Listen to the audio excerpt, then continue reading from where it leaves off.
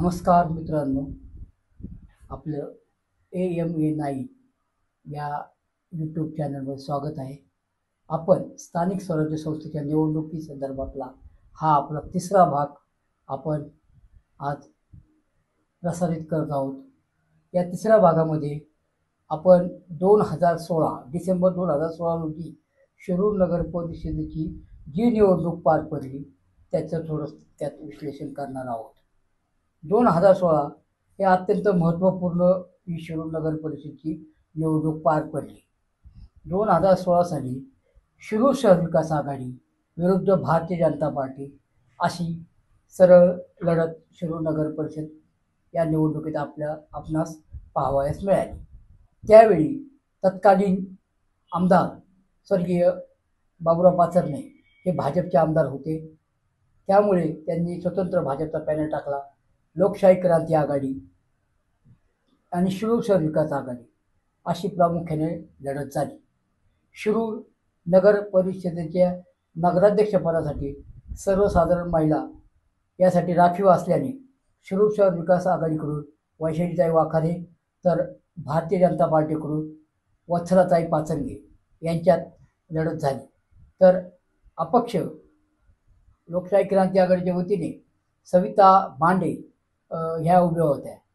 तर सरळ लढतीत वाखारे यांनी पाचंगे यांचा पराभव केला. त्यावेळेचे मुख्यमंत्री देवेंद्र फडणवीस यांनी पाचंगे यांच्यासाठी शिरूरमध्ये सभा घेतली होती. मात्र या सभेचा फायदा पाचंगे यांना झाला नाही व त्यांचा पराभव झाला. या शिरूर नगर परिषदेच्या 2016च्या निवडणुकीत 21 जागा होत्या व एक जागा नगराध्यक्षपदासाठी ती सर्वसाधारण महिलेसाठी होती. 10 प्रभागातून 21 जण निवडून द्यायचे होते. त्यातून 16 जण हे शिरूर शहर विकास आघाडीचे निवडून आले, तर 2 जण हे भारतीय जनता पार्टीचे निवडून आले, 2 अपक्ष तर 1 लोकशाही क्रांती आघाडी असे संख्याबळ त्यावेळेसचे 2016ला होते. या निवडणुकीत अत्यंत वैशिष्ट्यपूर्ण ही निवडणूक झालेली आहे. त्यातले काही प्रमुख मी मुद्दे तुम्हाला सांगत आहे. या निवडणुकीत 4 प्रमुख पक्ष असलेल्या शहराध्यक्षांचा त्यावेळेस पराभव झाला. यात भारतीय जनता पार्टीचे केशव लोखंडे, शिवसेनेचे संजय देशमुख, राष्ट्रवादीचे जाकीर खान पठाण तर मनसेचे संदीप कडेकर हे 4 प्रमुख पक्ष होते. यांचे शहराध्यक्षांचा त्यावेळेस पराभव झाला. तर दुसरी महत्त्वपूर्ण घटना म्हणजे शिरूर शहर आघाडीचे उमेदवार विनोद भालेराव व भारतीय जनता पार्टीचे उमेदवार राजेश जगताप यांना समसमान मतं पडल्याने त्यांची शेवट चिठ्ठीवर निवडणूक झाली. या एका शाळकरी मुलींनी चिठ्ठी काढल्यानंतर त्यात विनोद भालेराव यांचं नाव आलं व विनोद भालेराव यांना विजयी घोषित करण्यात आलं. त्यामुळे या निवडणुकीत तसे अनेक महत्त्वपूर्ण घटना घडल्याने ही निवडणूक सर्वांच्या लक्षात राहिली.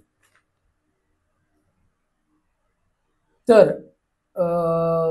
लोकशाही क्रांती आघाडीचे उमेदवार मंगेश कांडरे यांनी माजी उपनगराध्यक्ष जाकीर खान पठाण यांचा पराभव केला.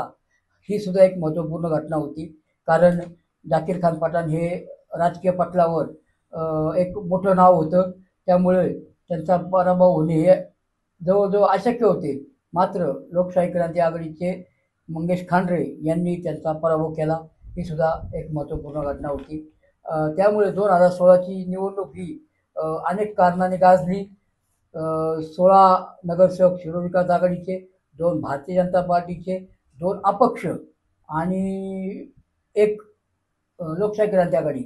दुसरी एक महत्त्वाची घटना म्हणजे अपक्ष उमेदवार निलेश गाडेकर यांनी शिवसेनेचे शहर प्रमुख संजय देशमुख यांचा पराभव केला.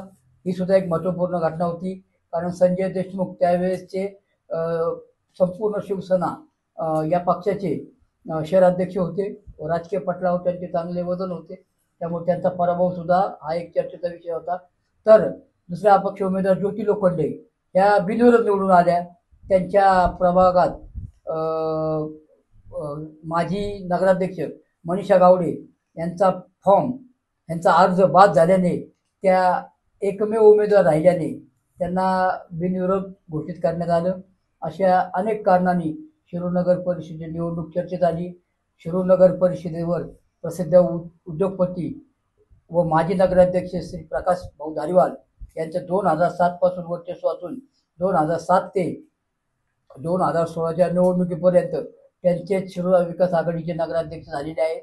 2021ला या नगरपालिकेची मुदत संपत होती, मात्र काही कारणामुळे ही निवडणूक लांबल्याने आता 2025ला पुन्हा ही निवडणूक होत आहे.